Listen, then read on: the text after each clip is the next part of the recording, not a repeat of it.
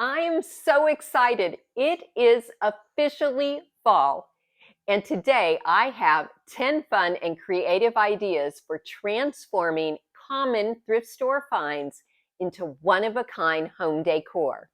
Many of the items I'll be upcycling are things that you probably already have around the house.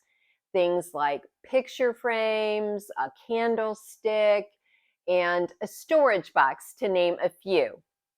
But I'll be using them in ways you've never seen before.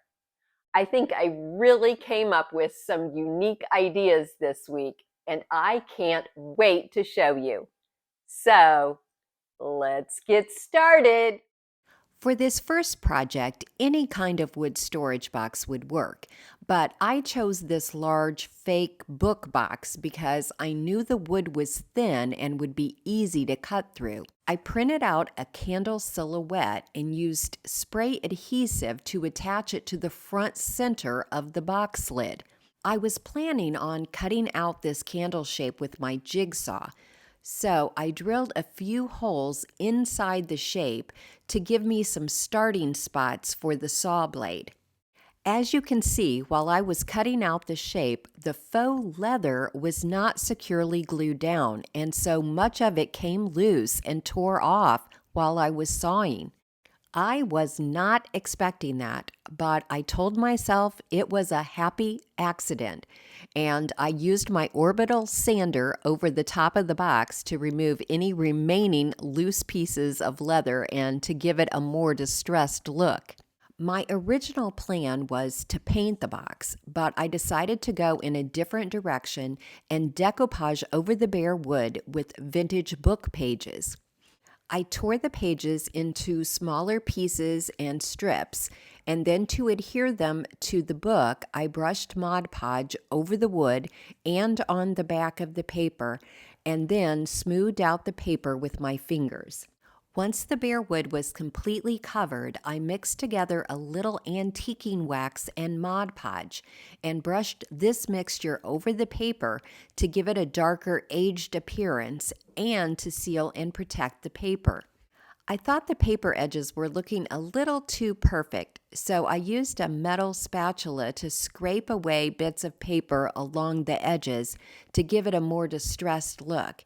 I let the Mod Podge dry for about 30 minutes and then used an X-Acto knife to remove the excess paper along the outer box edges and on the inside of the candle shape. Then I smoothed those cut edges with a bit of sandpaper. Then to seal the edges, I brushed on more of the Mod Podge antiquing wax mixture. If you saw the cat in the window project from a couple weeks ago, then you probably already guessed where I was going with this. To create a light up effect, I just stapled a strand of Dollar Tree fairy lights along the inside edge of the box. Just make sure that your staples don't cut through the wire. The more I craft, the more I realize that Bob Ross was so right about happy accidents. I actually think it ended up looking better than what I had planned because the faux leather tore off.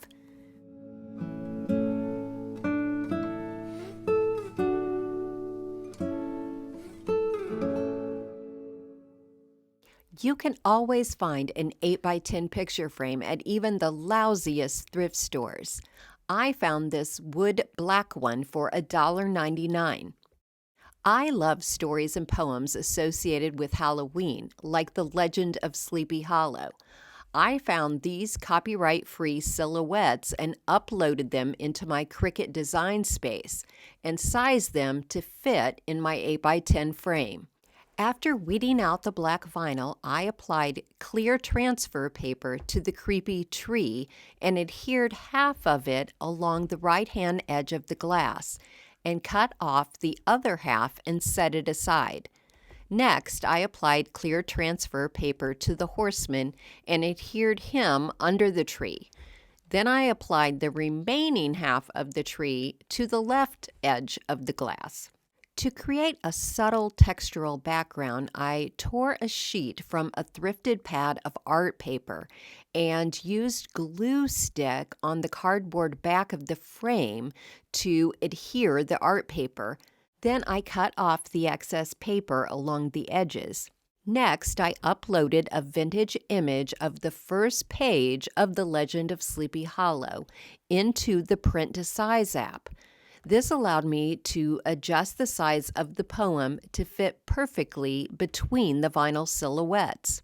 I used a metal ruler to tear evenly along the poem edges and then applied glue stick on the back side to adhere it to the art paper, making sure that it was centered between the two creepy trees. Although the frame was wood, the back of the frame was quite flimsy, so I applied some paper packing tape over the cardboard opening to add some additional reinforcement.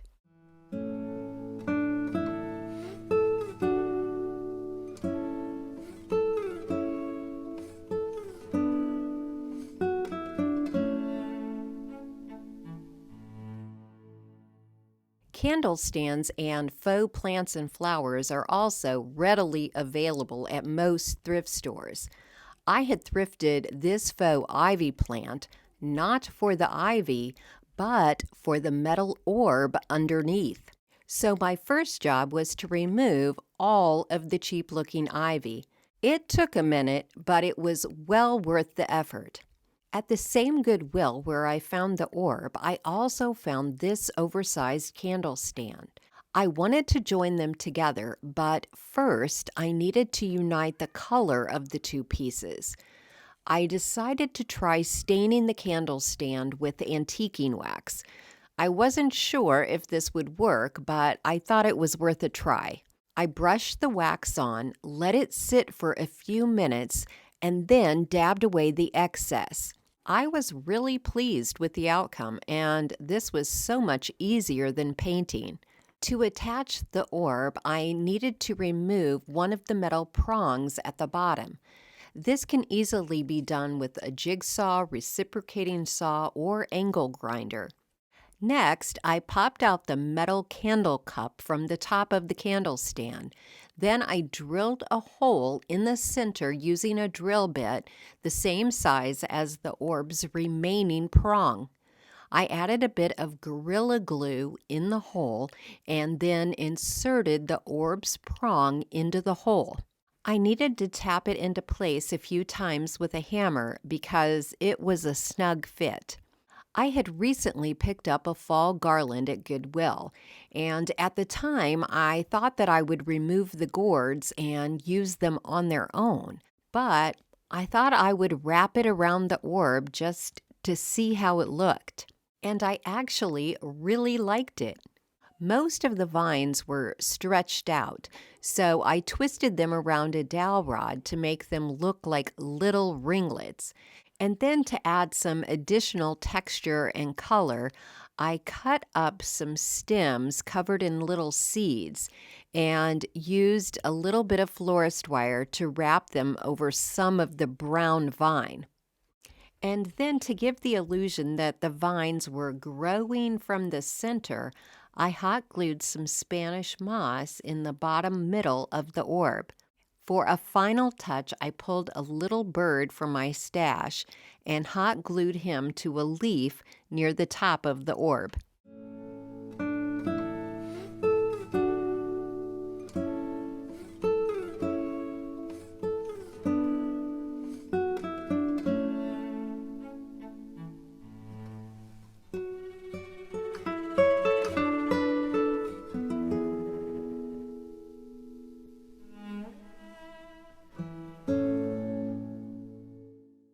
I thought that $3 was a great price for this ornate metal frame. I just needed to remove the flat metal vase in the center. I used an angle grinder, but I think a good pair of wire snips probably would have worked just as well. To disguise the cut marks, I decided to repaint the entire frame with a couple coats of black chalk paint. When the paint was dry, I lightly distressed the frame with sandpaper and then brushed on antiquing wax. I like the slight dimension that antiquing wax adds to matte black paint. Since the frame had no backing, I made one by tracing around the opening onto a piece of cardboard. Then I cut out the rectangle slightly larger than the pencil lines. I had previously ordered some floral patterned contact paper from Amazon and still had a little left, so I used this to cover my cardboard. I cut the contact paper slightly larger than the cardboard and folded the four edges over to the back side. You could also use gift wrap or fabric to cover the cardboard. I tried using hot glue to attach the cardboard, but it just didn't hold. So I used paper packing tape along all of the edges. Half of the tape was on the cardboard and the remaining width of tape was adhered to the frame. It just so happened that I had recently purchased some faux flowers in colors similar to those in the contact paper. I cut away the florist wire and tape holding the small floral swag together, and then I rearranged the flowers in a shape to fit the corner of my frame. To hold the flowers in place, I drilled one small hole in the lower left corner. I looped a strip of florist wire around the center of the arrangement and ran both ends of the wire through the hole. Then I twisted the ends together, creating a knot on the back side.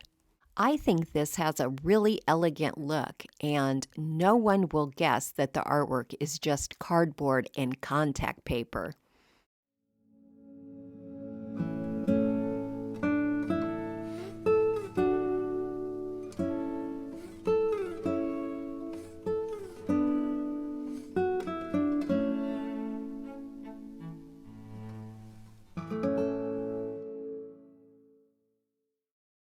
I saw an entire plastic tub full of string balls at a thrift store last week. The small orange one really caught my eye, and I thought they might just make cute pumpkins.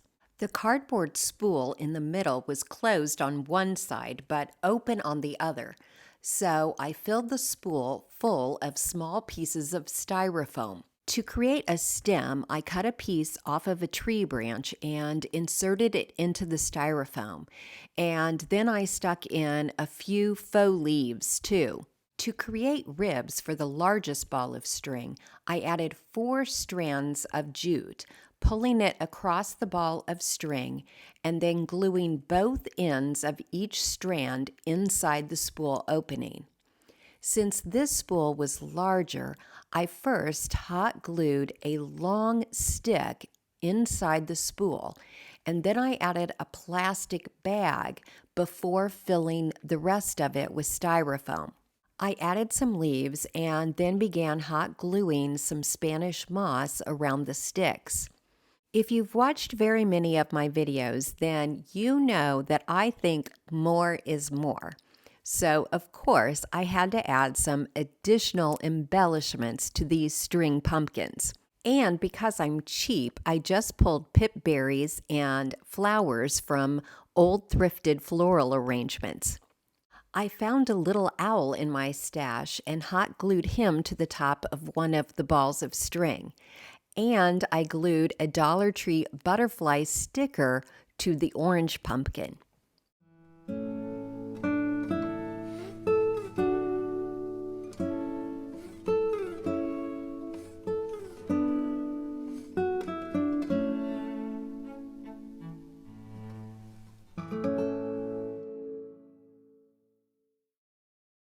I decided to use my last ball of string as a vase for some fall florals. I saw my friend Julie of Julie's Designs and Signs do something similar on her channel. To give it some height, I sat my string on a small gold candlestand. Then I gathered together some red flowers plucked from old thrift store arrangements. I love giving new life to cast-off flowers. Once the flowers were in place, I added Spanish moss on the inside of the spool to hold them in place. Then, to unite the flowers with the gold candle stand, I made a gauzy gold bow and added that to the arrangement.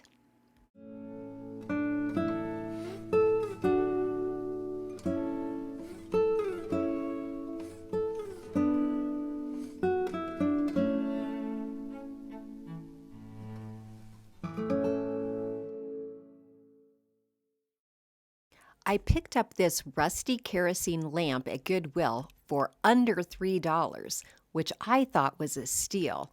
And I knew right away that I wanted to put a small pumpkin or two in the middle. To hold everything in place, I cut up a moss-covered styrofoam ball and hot glued the pieces around the pumpkin. I decided that there was only room for one pumpkin, so I thought I would add some fall florals to fill in around the pumpkin. Then I added some bittersweet stems and some curly vines to the styrofoam. Once again, these were florals pulled from old thrift store arrangements. To add some additional interest to the brown vines, I tore some small leaves off of another faux stem and hot glued them in random spots to the vine. Once I was happy with the arrangement, I hot glued some additional reindeer moss and Spanish moss over the styrofoam pieces. There were a few spots on the brown vine where you could see the white paper showing through, so I just dabbed some dark brown paint in those places.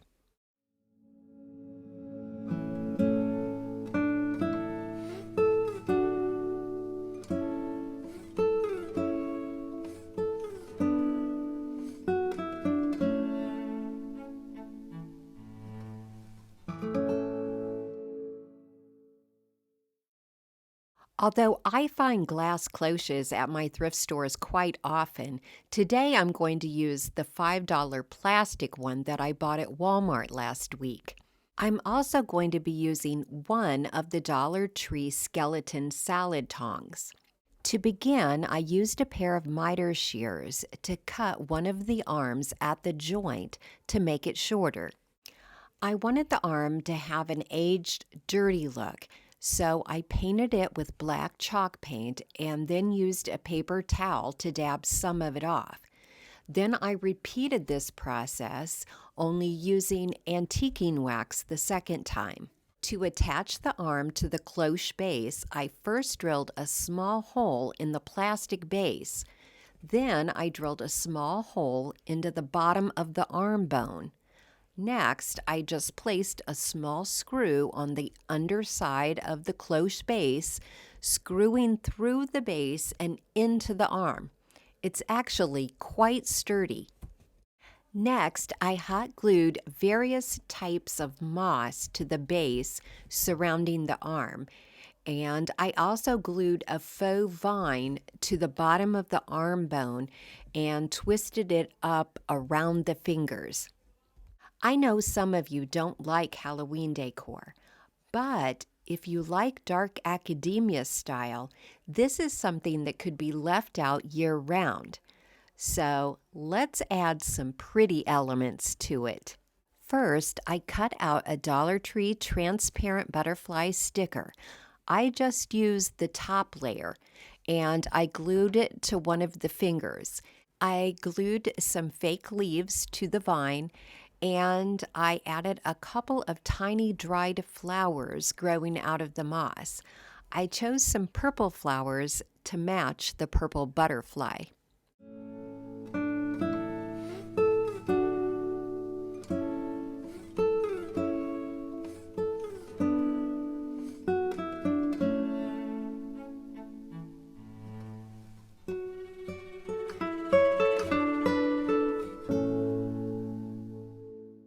I was attracted to this particular magazine rack at the thrift store because it was smaller than most, and the wood stain was a really nice shade of brown.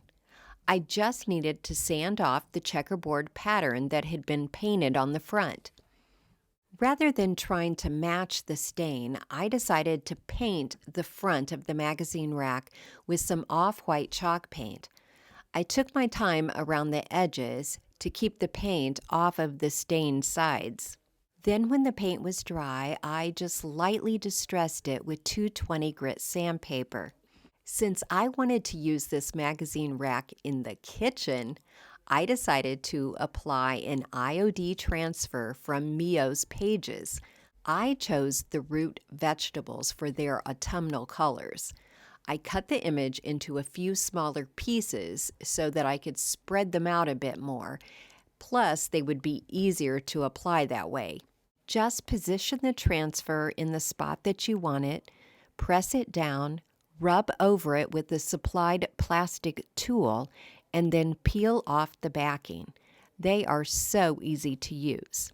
Some of the images just didn't want to stick very well. I should have sealed the paint and then I would have gotten a cleaner transfer. But I was fine with it because I was planning on sanding over the transfers to give it a more aged appearance anyway. Just know that rub-on transfers work the best on smooth surfaces. After distressing, I sealed the transfers by brushing on some clear wax and then wiping off the excess. Before I show you how I'm using a magazine rack in my kitchen, I want to make a coordinating accessory. Some of the wood had chipped off of this thrift store spoon, so I used my orbital sander to smooth over that spot. To coordinate with the magazine rack, I decided to use some of the same IOD vegetable transfers on the spoon. And once again, they didn't want to stick to the wood very well. So after much effort, I finally got the first vegetable to stick, and then I applied a coat of Mod Podge over the spoon and let it dry. Then the other vegetable transfers were much easier to apply. To further coordinate with the magazine rack, I painted the spoon handle with the same off-white paint as I had used on the magazine rack. Clearly, this spoon is for decorative purposes only. So, did you guess that I was going to use the magazine rack to display cutting boards?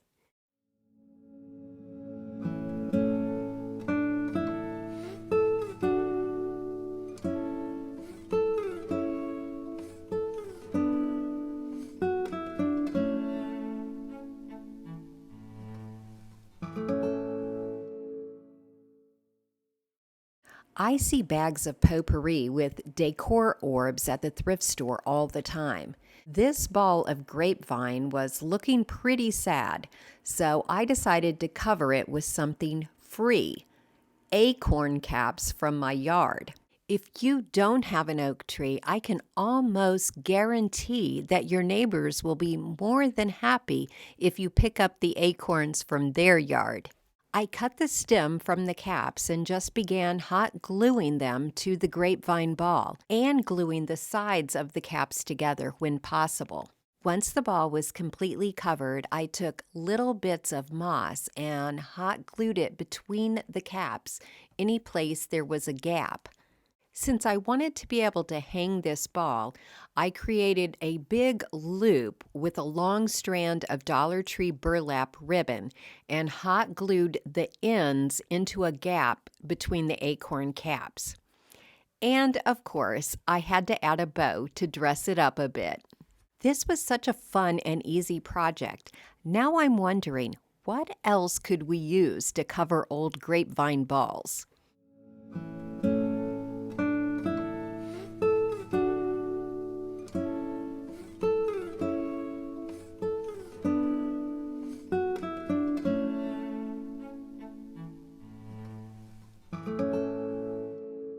Thank you so much for watching today. I appreciate each and every one of you so very much. And if you enjoyed today's thrift flips, here's another video I think you may like.